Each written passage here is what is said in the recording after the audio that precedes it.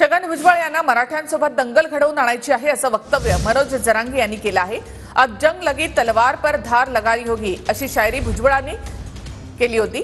पुण्यामध्ये मंगेश ससाणी यांच्या उपोषण स्थळी त्यांनी ही शायरी केली होती। यावरून आता भुजबळ चिथावणी देतायत, दंगली घडवण्यासाठी लोकांना तयार करतायत असं वक्तव्य जरांगे यांनी केलंय। इतकंच नाही तर राज्यातील मराठ्यांनी सावध राहावं असं यावेळेला जरांगे यांनी म्हटलं। तर दुसरीकडे भुजबळ तलवारी वाटणार आणि दंगल घडवणार असा त्यांच्या शायरीचा अर्थ होत नाही अशी प्रतिक्रिया लक्ष्मण हाके यांनी दिली आहे। जंग लगी तलवार पर अब धार लगानी होगी।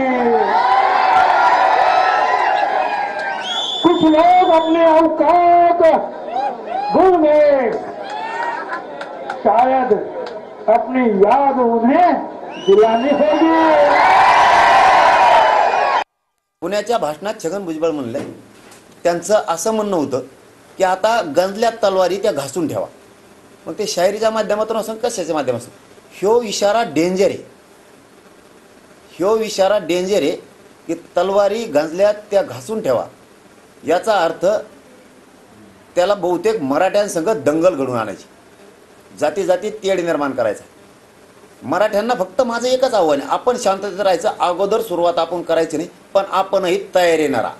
तो चिथावणी द्यायला लागलाय, चिथावणी द्यायला लागलाय, लोकांना तयार करायला लागलाय दंगली घडवण्यासाठी। मराठ्यांनी सुद्धा सावध राहा। जर तसा प्रयोग होण्याचा प्रयत्न झाला तर बेसावध एकही राज्यातला मराठा नाही पाहिजे। आपण एकटेच 50-55% त्याला नाविलाज आहे। मुख्यमंत्री आणि गृहमंत्र्यांना सुद्धा सांगतो, आमचा नाविलाज आहे। जर तसा काही प्रयोग झाला तर आम्ही सुद्धा एकही पाऊल मागे सरकणार नाही, जशास तसंच उत्तर देणार आम्ही सुद्धा। एखादी शेरोशायरी केली जाते एखाद्या कार्यक्रमामध्ये, शेरोशायरीचा उद्देश असा असतो की तो फक्त त्याचा मथित अर्थ घ्यायचा असतो, तो शब्दार्थ घ्यायचा नसतो।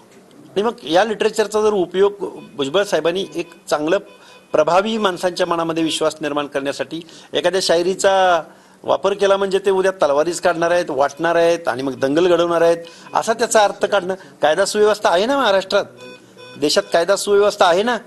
मला वाटतं हे खूप पुअर लेवलची स्टेटमेंट आहेत।